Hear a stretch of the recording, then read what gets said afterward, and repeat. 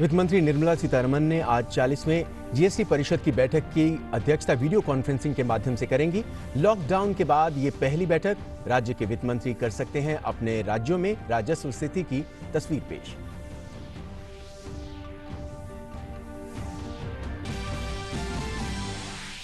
ICMR ने कहा, भारत में कोरोना का अभी सामुदायिक स्तर पर संक्रमण नहीं।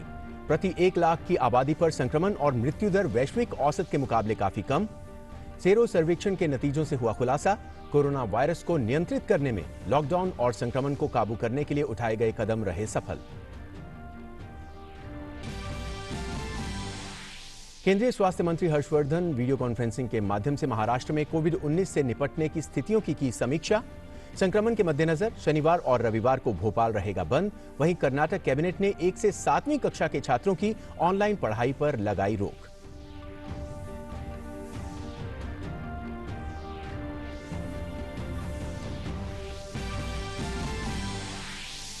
देश में कोविड-19 से ठीक होने वालों की संख्या सक्रिय मामलों से ज्यादा। रिकवरी रेट हुई 49.47%।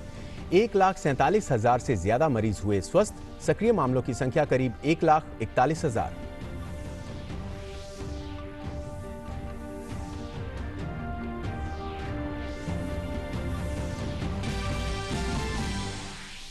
विश्व भर में कोरोना वायरस से 75 लाख से ज्यादा लोग संक्रमित। मरने वालों की संख्या 4,20,000 के पार। अमेरिका में 20 लाख से अधिक कोरोना मामलों की पुष्टि। ब्राजील में कोरोना से मरने वालों की संख्या 40,000 के पार। नमस्कार और अब देखते हैं समाचार विस्तार से। वित्त मंत्री निर्मला सीतारमण आज वीडियो कॉन्फ्रेंसिंग के जरिए नॉर्थ ब्लॉक में जीएसटी परिषद की 40वीं बैठक की अध्यक्षता करेंगी। बैठक में राज्य के वित्त मंत्रियों द्वारा जीएसटी के क्रियान्वयन के कारण राजस्व नुकसान का आकलन प्रस्तुत करने की संभावना है। गौरतलब है कि जीएसटी परिषद देशव्यापी लॉकडाउन के बाद पहली बार मिल रहे हैं और बैठक में राजस्व में कमी और राज्यों के मुआवजे पर चर्चा होने की उम्मीद है। इस साल 14 मार्च को परिषद की पिछली बैठक में निर्मला सीतारमण ने कहा था कि केंद्र सरकार मुआवजे की जरूरत को पूरा करने के लिए जीएसटी परिषद द्वारा बाजार से कर्ज जुटाने की कानूनी वैधता पर गौर करेगी। वहीं साथ ही आशा है कि परिषद जीएसटी के क्रियान्वयन से राज्यों को होने वाले राजस्व नुकसान की भरपाई के लिए कोष जुटाने के तरीकों पर विचार करेगी। राज्यों को मुआवजे पर भी चर्चा होने की उम्मीद है।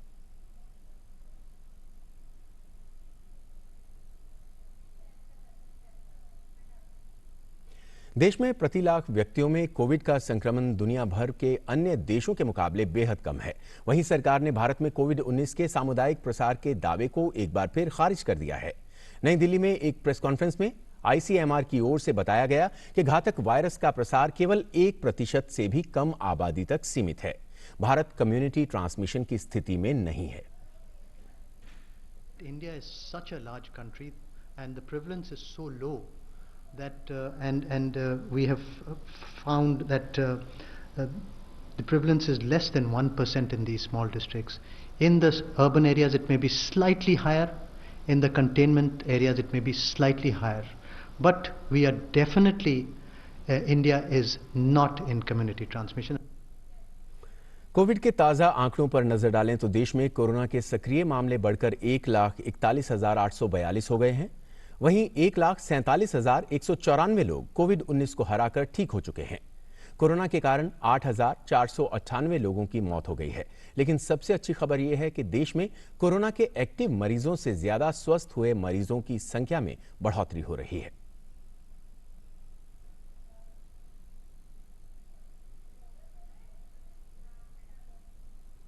केंद्रीय स्वास्थ्य एवं परिवार कल्याण मंत्री डॉक्टर हर्षवर्धन ने वीडियो कॉन्फ्रेंसिंग के माध्यम से केंद्रीय स्वास्थ्य एवं परिवार कल्याण राज्य मंत्री अश्विनी कुमार चौबे की उपस्थिति में राजेश टोपे, जो महाराष्ट्र के स्वास्थ्य मंत्री हैं, और अमित देशमुख, महाराष्ट्र के चिकित्सा शिक्षा मंत्री, और कोविड-19 से प्रभावित जिलों के जिलाधिकारियों के साथ एक उच्च स्तरीय बैठक की।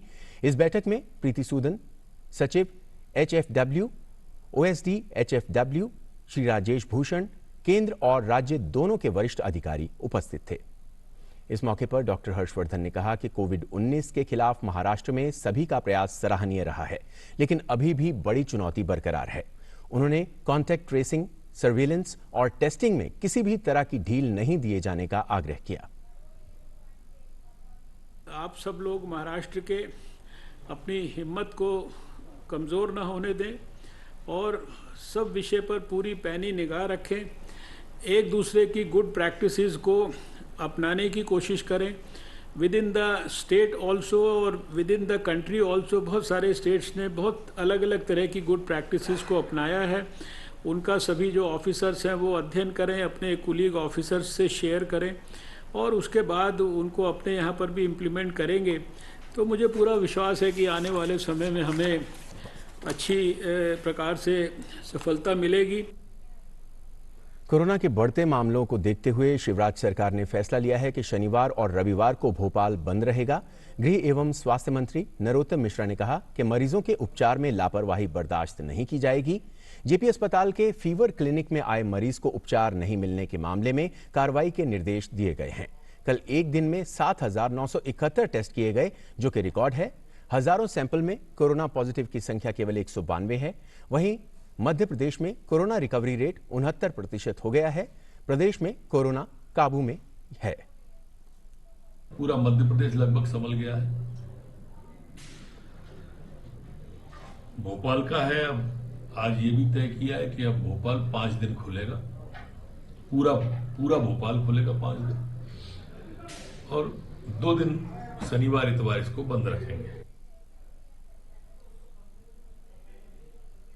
उधर कर्नाटक में राज्य कैबिनेट ने कक्षा 1 से 7वीं तक ऑनलाइन क्लास को रोकने का फैसला किया है।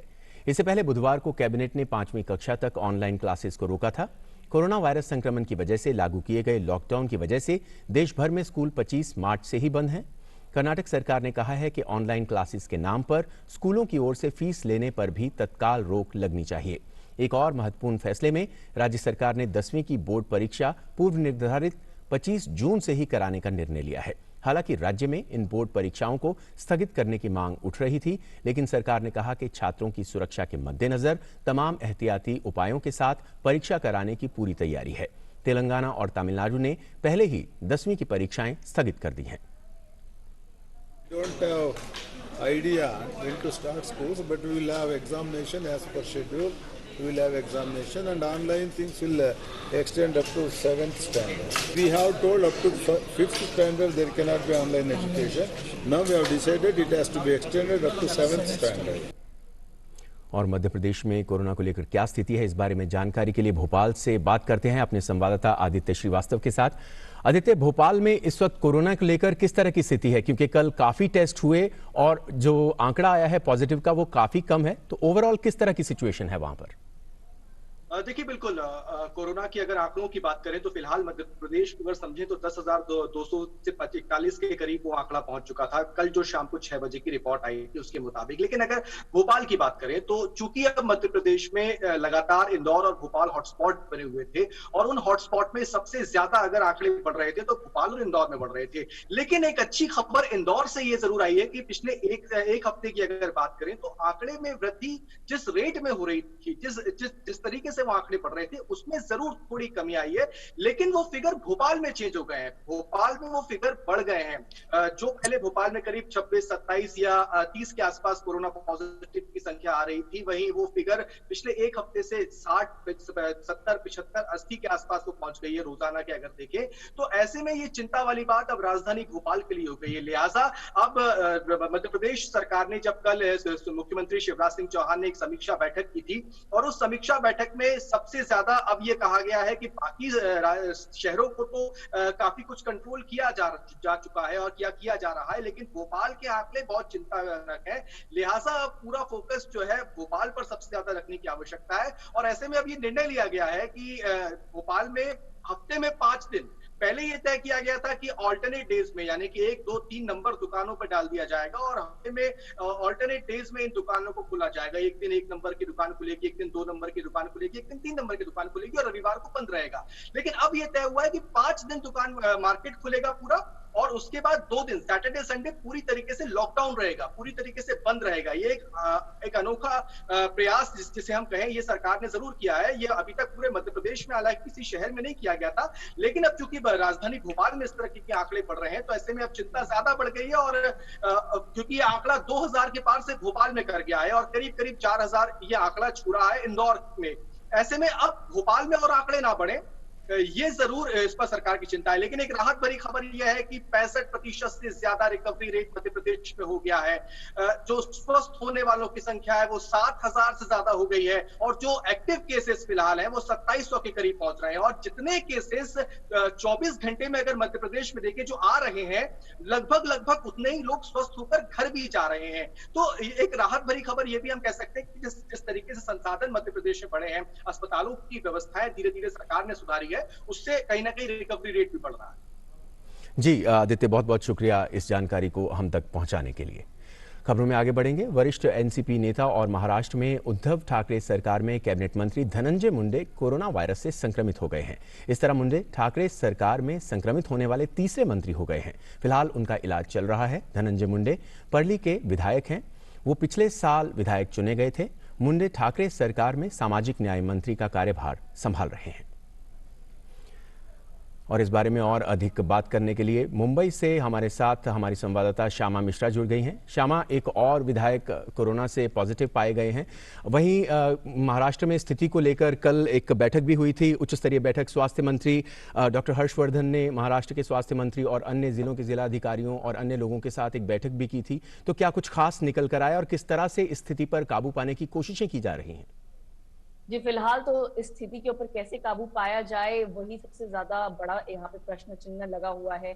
अगर अभी हम फिलहाल महाराष्ट्र की बात करें तो जिस तरीके से आपने बताया कि सामाजिक न्याय मंत्री धनंजय मुंडे महाराष्ट्र के मंत्री, उनको भी कोरोना टेस्ट पॉजिटिव किए गए हैं और साथ ही ये तीसरे मंत्री हैं महाराष्ट्र कैबिनेट में जो अब पॉजिटिव टेस्ट किए हैं। इनसे पहले अशोक चौहान और इसके पहले जितेंद्र आव्हाड थे, वो भी कोरोना पॉजिटिव पाए गए थे और वो अब ठीक होके आ चुके हैं। साथ ही धनंजय मुंडे ने अभी जो हाल ही में कैबिनेट मीटिंग अटेंड की थी या उनके पास में जो लोग आए थे पेपर अपने जो भी कामकाज को लेके, उन्हें भी कह दिया गया है कि आप लोग भी फिलहाल आइसोलेशन या क्वारंटाइन में चले जाएं क्योंकि इससे संक्रमण बढ़ने का खतरा बिल्कुल है। फिलहाल उनका इलाज जो है वो चल रहा है। अगर महाराष्ट्र की बात कर ले तो कल के आंकड़े के बारे में अगर हम बात करें तो 97,000 के पार जा चुका है ये टोटल आंकड़ा जो है कोरोना पॉजिटिव केसेस का। मुंबई की अकेली बात कर लें तो मुंबई में अकेला जो आंकड़ा है वो 50,000 के पहले ही पार कर चुका था। अब वो आंकड़ा 52,000 के ज्यादा आगे जा चुका है। हर दिन हम देख रहे हैं कि एक नया रिकॉर्ड स्थापित हो रहा है यहाँ पर। अगर कोरोना पॉजिटिव केसेस की बात करें, हर दिन 3,000 से ऊपर केसेस यहाँ पर आ रहे हैं महाराष्ट्र में, और हर दिन करीब ट्रिपल डिजिट की तरफ में डेथ केसेस भी यहाँ पे बढ़ रहे हैं। लेकिन खबर ये अच्छी ये भी है कि हर दिन 1,000, 1,400, 1,500 लोग ठीक होकर घर भी जा रहे हैं। और एक्टिव केसेस की अगर बात कर लें तो टोटल जो 97,000 के अराउंड केसेस हैं उसमें से एक्टिव केसेस जो हैं वो 47,000 के केसेस के थोड़े ही ज्यादा है। तो ये एक अच्छी बात है कि जो लोगों का ठीक होने का दर है, ठीक होने का रेट है, वो यहाँ पे बढ़ रहा है। साथ ही बहुत सारे ऐसे उपाय किए जा रहे हैं, बहुत सारे ऐसे मेजर्स लिए जा रहे हैं। साथ ही हमने ये भी देखा कि 2 दिन पहले जो उद्धव ठाकरे और अन्य मंत्रियों ने मिलकर बैठक की थी, उसके बाद एक प्रेस वार्ता ली गई थी जिसमें उद्धव ठाकरे मुख्यमंत्री ने साफ कहा था कि जिस तरीके से लोग क्राउड कर रहे हैं, रास्ते हो गए या अन्य जगह हो गए, मरीन ड्राइव हो गए, ये सारे जगह हो गए, ये अगर ऐसे ही चलता रहा तो फिर से एक बार लॉकडाउन इम्पोज करने की जरूरत आ सकती है, नौबत आ सकती है महाराष्ट्र में। तो इसीलिए लोगों को अर्ज किया गया है कि जब तक जरूरत आपको ना हो आप घरों में रहें, घरों में रह के सेफ रहें। क्योंकि जिस तरीके से हम देख रहे हैं कि जो छूट दी गई है लॉकडाउन के बाद में, ऑफिस स्टार्ट हुआ है और अन्य सर्विसेज भी स्टार्ट हुए हैं, उसके बाद में लोग काफी लंबे कतारों में खड़े हैं बसेस की सेवाओं के लिए, बसेस में अपने गंतव्य स्थान पे पहुंचने के लिए, ऑफिस पहुंचने के लिए या घरों पहुंचने के लिए।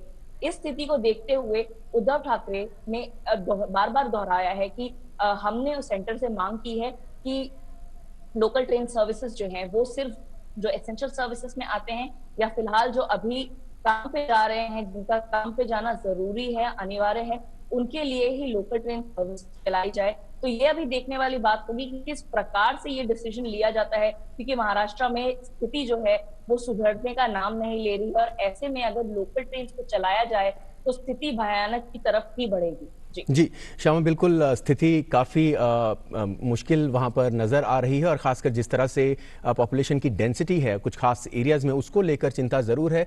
सरकारें अपनी तरफ से कोशिश कर रही हैं, राज्य सरकार, केंद्र सरकार अपनी तरफ से कोशिश कर रही है, लेकिन बहुत अहम हो जाता है कि अब जब देश अनलॉक हो रहा है तो लोग भी अपना ज़्यादा ध्यान रखें, क्योंकि अब ज्यादा डर है इस बीमारी के फैलने का, जो पहले ही बहुत ज्यादा उन इलाकों में फैली हुई है। तो जिम्मेदारी कहीं ना कहीं आम लोगों की भी हो जाती है कि बेहद अहम हो तभी वो घरों से बाहर निकले। बिल्कुल जिम्मेदारी बिल्कुल है। अब जिस प्रकार से हमने शुरुआती दौर से अब तक देखा है, जिस तरीके से जागृति हुई है, लोगों में अवेयरनेस कैंपेन चलाया गया, भले ही वो चैनल्स के माध्यम से हो या लोकल ऑर्गेनाइजेशंस के माध्यम से हो, कई सारे लोग जो हैं अब वो काफी जिम्मेदार हो चुके हैं। और एक प्रकार से जिस तरीके से आप घर से बाहर निकलते हैं तो पहले आप सोचते थे मेरा क्या सामान लेना था, मेरा ये सामान लेना था, उसी प्रकार से अब ये हो गया है कि मेरा मास्क तो नहीं रह गया, मेरा सैनिटाइजर का बॉटल तो नहीं रह गया है। तो ये अब न्यू नॉर्मल हो गया है हमारे जीवन में। इस प्रकार से चेंजेस जो आए हैं वो अब हमें अपनाना होगा। लेकिन इसी के साथ साथ जिस तरीके से जो लोगों को अभी काम पे नहीं जाना है, या हम यूथ की बात कर लें, कुछ प्रकार के यूथ हैं जो अभी भी सोच रहे हैं कि कोरोना उनको नहीं हो सकता है। कई सारे ऐसे केसेस आ रहे हैं सामने जो बिना मतलब के वो बाहर निकल रहे हैं, सोशल डिस्टेंसिंग का पालन नहीं कर रहे हैं, मास्क भी नहीं पहन रहे हैं। तो इस प्रकार से अगर केसेस होते रहे तो इसके ऊपर बहुत ज्यादा जरूरत है कि कार्रवाई की जाए। पुलिस अपने तरीके से बिल्कुल कार्रवाई कर रही है, लेकिन जो लोग भी अभी फिलहाल काम के ऊपर जा रहे हैं या उनका काम अनिवार्य है, वो सभी जिम्मेदार दिख रहे हैं। भले ही वो जिस तरीके से मैंने आपको बताया कि वो लंबे लंबे कतारों में खड़े हैं, उन्होंने सोशल डिस्टेंसिंग जरूर अपनाया हुआ है, मेंटेन कर रहे हैं, मास्क पहना हुआ है। जिनके पास मास्क नहीं है वो अपना दुपट्टा यूज कर रहे हैं, स्कार्फ यूज कर रहे हैं, हैंकरचीफ यूज कर रहे हैं। तो हर प्रकार की जिम्मेदारी लोगों में आ चुकी है और ये बदलाव जो है अब लोगों में बढ़ चढ़ के आई हुई है। और वो जो बदलाव है वो अब जाने वाली नहीं है, क्योंकि सबको पता है कि यही न्यू नॉर्मल है और इसी के साथ में अब अपना जीवन आगे बिताना है। जी श्यामा, बहुत बहुत शुक्रिया इस जानकारी को हम तक पहुंचाने के लिए। तो बेहद अहम है कि लोग सतर्कता बरतें। और इसी बीच खबर यह है कि एनसीपी नेता, महाराष्ट्र में उद्धव ठाकरे सरकार में कैबिनेट मंत्री धनंजय मुंडे भी कोरोना वायरस से संक्रमित पाए गए हैं। खबरों में आगे बढ़ेंगे। राज्यसभा की 24 सीटों पर 19 जून को मतदान होना है, जबकि आज नाम वापसी की आखिरी तारीख है। शुरू में 55 सीटों पर चुनाव के ऐलान के बाद 37 सीटों पर निर्विरोध चुनाव संपन्न हो चुका है, जिसमें से 18 सीटें अभी भी खाली हैं, जिन पर चुनाव अब 19 जून को होगा। बाद में चुनाव आयोग द्वारा 6 सीटों को और शामिल किए जाने के बाद अब चुनाव कुल 24 सीटों पर हो रहा है। इन 24 सीटों पर होने वाले चुनाव में सबसे ज्यादा दिलचस्प मुकाबला 4 राज्यों में देखने को मिल रहा है, जिसमें राजस्थान, मध्य प्रदेश, गुजरात और झारखंड शामिल हैं। राजस्थान में 3 सीटें हैं, जबकि यहां पर 4 उम्मीदवार चुनावी मैदान में हैं। उसी तरीके से झारखंड में 2 सीटों पर चुनाव होना है और वहां पर 3 उम्मीदवार चुनावी मैदान में हैं। इसके अलावा मध्य प्रदेश में भी 3 सीटों पर 4 उम्मीदवार चुनावी मैदान में उतर चुके हैं। वहीं गुजरात में भी 4 सीटों पर 5 उम्मीदवार चुनावी मैदान में हैं। इस लिहाज से इन राज्यों में चुनावी मुकाबला कड़ा होने की पूरी उम्मीद है। वहीं कर्नाटक की 4 सीटों पर 4 उम्मीदवार ही होने से यहां पर मुकाबला अब आमने सामने का नहीं है। यहां वोटिंग की अब कोई संभावना नहीं दिख रही है। वहीं आंध्र प्रदेश में सभी 4 सीटों पर वाईएसआर कांग्रेस के सभी उम्मीदवारों के जीतने की उम्मीद है। 24 सीटों पर होने वाले चुनाव में झारखंड से जेएमएम नेता शिबू सोरेन, मध्य प्रदेश से कांग्रेस नेता दिग्विजय सिंह और बीजेपी नेता ज्योतिरादित्य सिंधिया, और कर्नाटक से पूर्व प्रधानमंत्री एचडी देवेगौड़ा और कांग्रेसी नेता मल्लिकार्जुन खड़गे के राज्यसभा में पहुंचने की पूरी संभावना है। भारतीय नौसेना के समुद्र सेतु ऑपरेशन के तहत नौसेना के जहाज आईएनएस शार्दुल से गुरुवार को 233 भारतीयों को ईरान से गुजरात वापस लाया गया, जहां वो लॉकडाउन के मद्देनजर यात्रा प्रतिबंधों के कारण फंसे हुए थे। जहाज 23 जून को इन 233 भारतीयों के साथ ईरान के बंदर अब्बास बंदरगाह से रवाना हुआ, जिससे ज्यादातर गुजरात के वलसाड जिले के मछुआरे थे और ये गुरुवार को पोरबंदर बंदरगाह पहुंचे। इसी बीच स्थानीय प्रशासन ने उन्हें उनके मूल स्थानों पर भेजने की व्यवस्था की है। Mission was to evacuate our fellow countrymen from Iran, and it is a proud privilege for my team that the Indian Navy deployed INS Shardul for this important task. These people were stranded in different cities of Iran for over 3 months because of coronavirus pandemic and were facing extremely tough conditions. As part of Operation Samudra Setu, INS Shardul was ordered to embark 233 Indians at Bandar Abbas, Iran, and I'm happy that despite few challenges, we were able to safely evacuate them, and now they are disembarking at Porbandar. विदेशों में फंसे भारतीयों की Vande Bharat mission के तहत स्वदेश वापसी जारी है। मिशन के तीसरे चरण में आज अबू धाबी से त्रिवेंद्रम और मुंबई के लिए विशेष उड़ानें रवाना हुई हैं, जिनमें 362 भारतीयों की वतन वापसी होगी। वंदे भारत मिशन के तहत मुंबई के लिए ये पहली उड़ान है। इससे पहले दोहा त्रिची फ्लाइट ने 176 यात्रियों के साथ उड़ान भरी, जिसमें 3 नवजात शिशु भी शामिल हैं।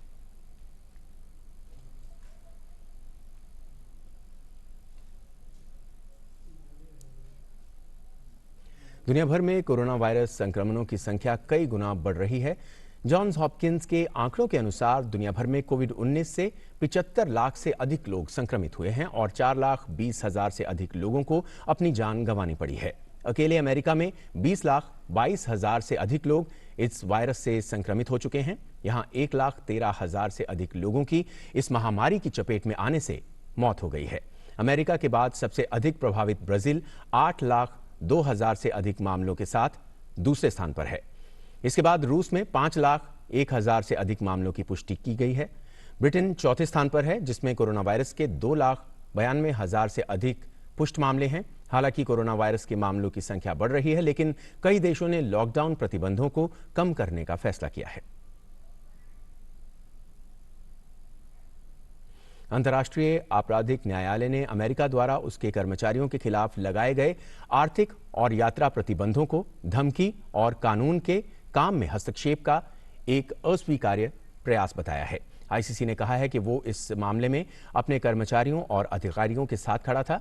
गौरतलब है कि अमेरिकी राष्ट्रपति डोनाल्ड ट्रंप ने एक कार्यकारी आदेश पारित कर अदालत के अधिकारियों पर प्रतिबंध लगा दिए थे। ये अधिकारी इस बात की जांच कर रहे हैं कि क्या अमेरिकी सैन्य बलों ने अफगानिस्तान में युद्ध अपराध किए हैं।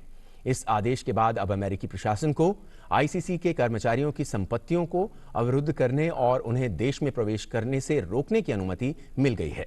इस मामले में अमेरिकी विदेश मंत्री माइक पॉम्पियो ने अंतर्राष्ट्रीय आपराधिक न्यायालय को एक कंगारू कोर्ट बताया है। पॉम्पियो ने कहा कि जरूरत पड़ने पर आईसीसी अधिकारियों के परिजनों को भी अमेरिका में प्रवेश करने पर प्रतिबंधित किया जा सकता है। वहीं यूरोपीय संघ के राजनयिक प्रमुख ने घटनाक्रम पर गंभीर चिंता व्यक्त की है। हालांकि उन्होंने आईसीसी को यूरोपीय संघ के समर्थन की बात दोहराई। इस बीच इजरायल के प्रधानमंत्री बेंजामिन नेतन्याहू ने अंतर्राष्ट्रीय आपराधिक न्यायालय को भ्रष्ट और पक्षपातपूर्ण बताते हुए ट्रंप के कदम का समर्थन किया है। We cannot and we will not stand by as our people are threatened by a kangaroo court. And indeed, I have a message to many close allies around the world. Your people could be next, especially those from NATO countries who fought terrorism in Afghanistan right alongside of us. We're also gravely concerned about the threat the court poses to Israel. ICC is already threatening Israel with an investigation of so-called war crime committed by its forces and personnel in the West Bank and in the Gaza Strip. Jammu Kashmir के शोपियां जिले में सुरक्षा बलों ने आतंकी संगठन लश्कर-ए-तैयबा से जुड़े एक आतंकवादी जाकिर अहमद खान को पकड़ा है। शोपियां के खोजपुरा में तलाशी अभियान के दौरान हाल ही में लश्कर ज्वाइन करने वाला आतंकी जाकिर अहमद पकड़ा गया। पकड़े गए आतंकवादी के पास से सुरक्षा बलों ने एक पिस्तौल और भारी मात्रा में गोला बारूद बरामद किया है।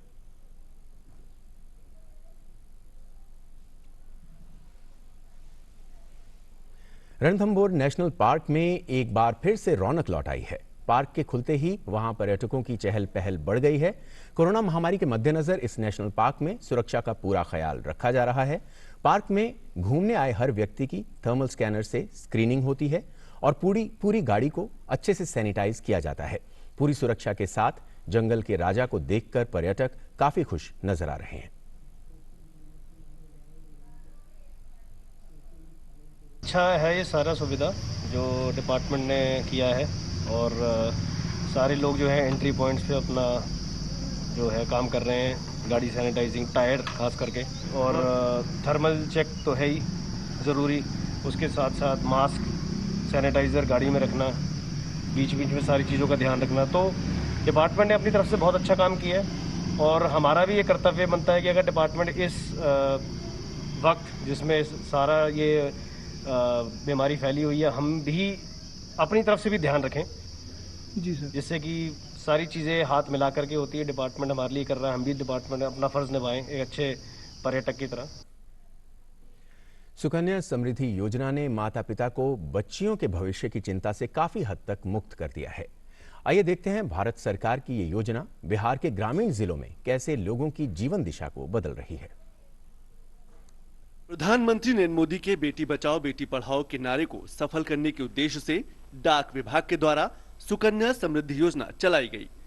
इसमें 250 रुपए से खाता खोला जाता है और साल में 1000 रुपए से लेकर 1.5 लाख रुपए तक राशि जमा कराई जा सकती है और ये आयकर से मुक्त होती है। इस योजना में कुल जमा राशि तथा अवधि पूर्ण होने पर मिलने वाली राशि भी आयकर से मुक्त रखी जाती है। इस पर 7.6% का चक्रवृद्धि ब्याज मिलता है। ये खाता 10 वर्ष से नीचे की उम्र की बच्चियों का खोला जाता है। क्या बच्ची का खाता खुलवाए? 2 बच्चे। कौन खाता खुलवाए? सुकन्या। क्या सोच करके आपने खाता खुलाया? शादी ब्याह। कितना से खाता खुला आपका? 250 रुपए। डाक विभाग के इस अभियान के तहत जिले के अंतर्गत हर एसओ के अंतर्गत पड़ने वाले गांवों को पूर्णतः सुकन्या ग्राम बनाना विभाग का लक्ष्य है। अभी जान ही रहे हैं कि जैसे 9 से लेकर 11 तक का सुकन्या समृद्धि योजना का विशेष ड्राइव चला जा रहा है। इसमें 0 से लेकर 10 वर्ष तक की बच्ची का खाता खोला जा रहा है। ये खाता 250 रुपया से खुलता है। पहले ये 1000 से खुलता था। इसमें 7.6 का इसमें चक्रवृद्धि ब्याज है और जो पैसा इसमें जमा होता है वो इनकम टैक्स रिबेट छूट है। उसमें जो पैसा 1.5 लाख तक जमा सालाना इसमें जो है 250 रुपया से लेकर 1.5 लाख रुपया तक जमा कर सकते हैं। बिहार के post master general Anil Kumar का मानना है कि प्रधानमंत्री का बेटी बचाओ बेटी पढ़ाओ के नारे की सफलता के लिए ही नहीं, नारी सशक्तिकरण के लिए सबसे अच्छी योजना है। इनका मानना है कि हमारा लक्ष्य है कि कोई भी बेटी भारत सरकार की इस महत्वाकांक्षी योजना से वंचित न रहे। खाता आज की तारीख में महिला सशक्तिकरण, नारी सशक्तिकरण, बेटी सशक्तिकरण के लिए सबसे अच्छा टूल है, सबसे अच्छी योजना है। इस पैसा का उपयोग सिर्फ हमारी बेटी कर सकती है। हालांकि भारत सरकार की योजना पूरे देश में हजारों लाखों बेटियों के जीवन के सपने को साकार करने में कोई कसर नहीं छोड़ रही है। वहीं बिहार का डाक विभाग भी सरकार के साथ कदम मिलाकर आबादी के सबसे निचले स्तर पर अपना काम कर रहा है। बिहार के नवादा से श्याम सुंदर के साथ कुमार आलोक, डीडी न्यूज, दिल्ली। और इसी के साथ इस बुलेटिन में फिलहाल इतना ही। दीजिए इजाजत। नमस्कार।